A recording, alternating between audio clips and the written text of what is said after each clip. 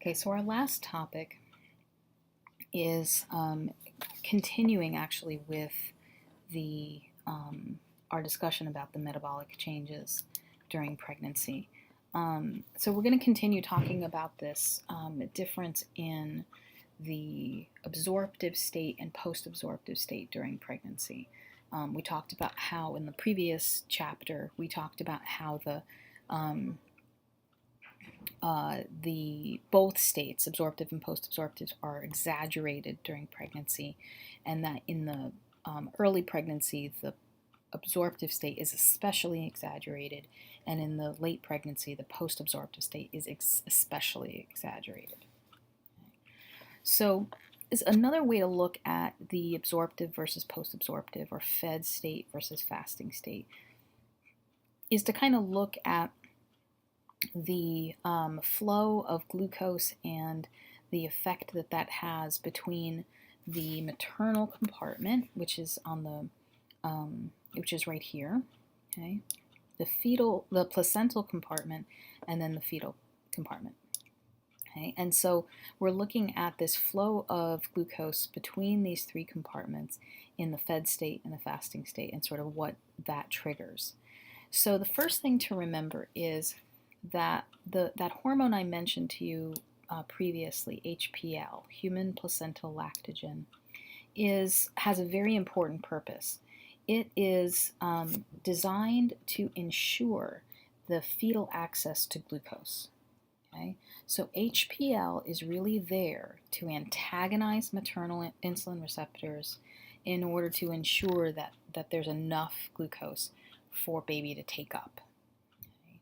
Now, since that's its job, the levels of HPL are really controlled by how much glucose the placenta is taking up. Okay? So if the placenta is able to take up glucose, it is able to then reduce its production of HPL, okay, because that translates to lots of available glucose. But if the placenta senses even the slightest decline in glucose, right, it's not able to take up as much glucose, it's going to increase its production of HPL in order to make maternal glucose available for baby. So we look at the fed state versus the fasting state. So first off, in the maternal compartment, mom eats a meal and she absorbs that meal, and her blood glucose increases. Okay? And then, of course, mom's blood glucose increases, which is going to cause her insulin to increase. It's the same response that you see in non-pregnant. Okay? That glucose that is in mom also moves into the placental compartment, so placental glucose increases, which allows for fetal glucose to increase. When the placenta senses that increase in glucose, it allows a decrease in HPL. Okay? Now, the decrease in HPL, along with mom's increase in insulin, okay, is going to translate to decreased breakdown of fat. Okay? So she's in a fed state. Her glucose increases. She increases insulin, right, so that her tissue can take up some of it. HPL decreases, so her tissue can take up some of it. And mom doesn't need to break down stored fat, okay, because she's got glucose and she's just eating. And so her level of free fatty acid in her blood decreases because it doesn't need to be high. That's the fed state. That's while she's eating, just immediately after eating. In the fasting state, when it's been a while since she's eaten, things change dramatically. So in mom, her blood glucose is decreasing, which means that the placental compartment decreases its glucose uptake. But notice that the amount of glucose delivered to baby overall is maintained. Okay? And the reason for that is that when the placenta senses even the slightest decrease in glucose, right, in mom, it increases the release of HPL. HPL goes into mom's body, it antagonizes insulin receptors, okay, and frees up that maternal glucose for the baby. Okay. Now, the decrease in glucose in mom causes a natural decrease in insulin, which also supports that decreased access to glucose by insulin-sensitive tissue, like the liver, like the muscle, like fat, okay? So the only tissue really that is taking up glucose in mom is her central nervous system, okay? So there's enough glucose in mom to maintain nervous system function, but the majority of the rest is going to the fetal compartment. So that drop in insulin production and the increase in HPL translates to an increase in fat breakdown, okay, lipolysis. That ends up releasing lots of free fatty acids. Those free fatty acids are used for energy by variety of tissues in mom, like muscle, like liver, like fat, liver and fat, liver and muscle. And as a result of fatty acid oxidation, as a result of metabolism of these free fatty acids, we produce ketones. Okay? Now, these ketones can also be taken up by the placenta and enter baby. And the baby can actually use, to a certain extent, can use ketones as energy as well. Okay, so if we look at the plasma glucose levels, the free fatty acid levels, and triglyceride levels of the pregnant state versus the non-pregnant state, we see there are significant differences in these values in pregnant versus non-pregnant. So what we see here is there's three graphs, as you can tell. For all three graphs, the x-axis is time, and we're looking at a 24-hour period of time, 8 a.m. one day to 8 a.m. the next. And the arrows are referring to meals. Okay, so you have one meal there, second meal there, the last meal at 6 p.m., right? And then this fasting state until the next day. And then over the course of that time, we see the fluctuation in blood glucose on the first graph, blood free fatty acids on the second, and triglycerides on the third.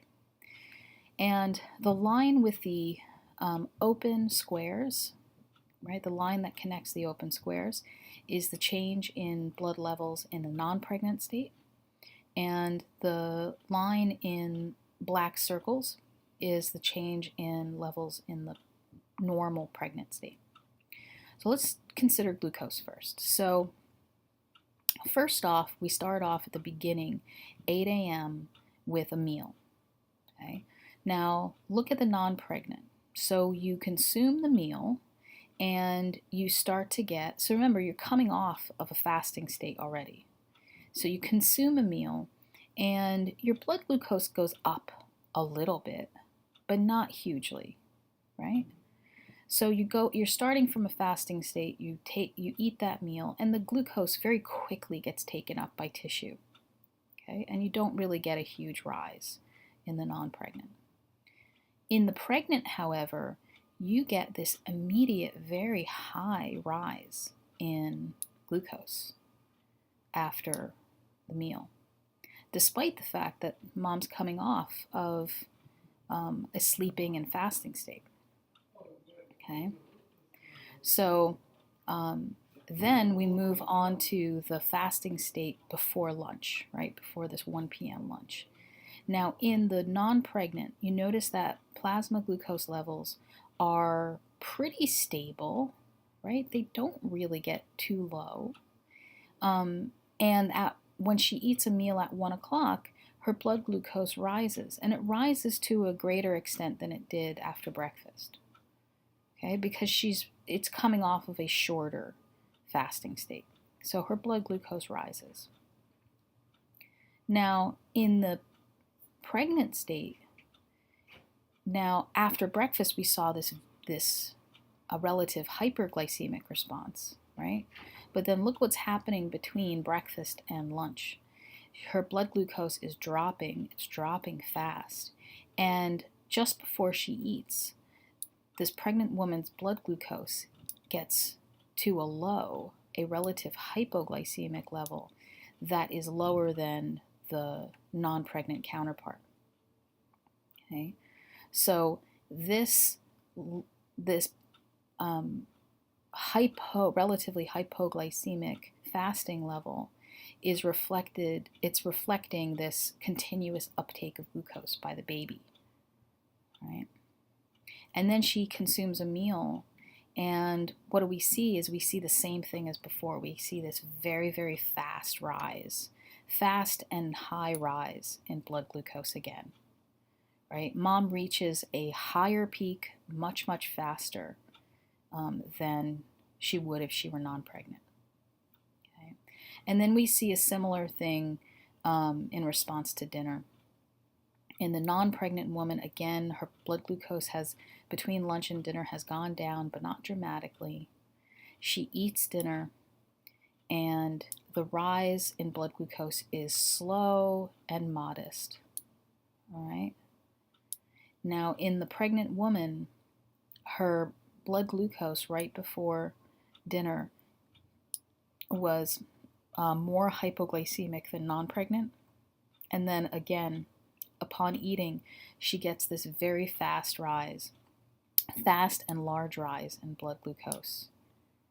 Okay. So what you notice, this really illustrates this, these exaggerated states, right? The exaggerated absorptive state, which we're referring to as that enhanced anabolism, the exaggerated fasting state, which we're describing as the accelerated starvation. Okay, so mom's glucose is fluctuating very widely compared to non-pregnant. Okay. Now, you notice that the free fatty acids are showing a similar pattern, but sort of in an inverse way to the glucose, because free fatty acids are rising during the fasting states and falling during the fed states. So she's coming off of sleeping here and eats breakfast at 8 a.m. And you notice that the free fatty acids are very high before she consumes food and then drops, right? And then in the time between breakfast and lunch, again, free fatty acids are rising, and then just after lunch they drop. Okay, so what you notice here is that the free fatty acid levels of the pregnant state reach much higher peaks than the free fatty acid levels of the non-pregnant state. Okay. And then what's interesting about the triglyceride level is the pregnant triglyceride levels are extremely, the triglyceride levels of the pregnant woman are significantly higher at all points during the day than the triglyceride levels of a non-pregnant, right? And so this is really reflects an alteration of pregnancy, that the body actually is producing far more triglycerides than in the non-pregnant, right? And then additionally, the triglyceride levels are also going up during the fasting states, just like the free fatty acids, and the fluctuations are much greater than the non-pregnant. So this is one of my favorite graphs because it really illustrates how sort of altered maternal metabolism is during pregnancy.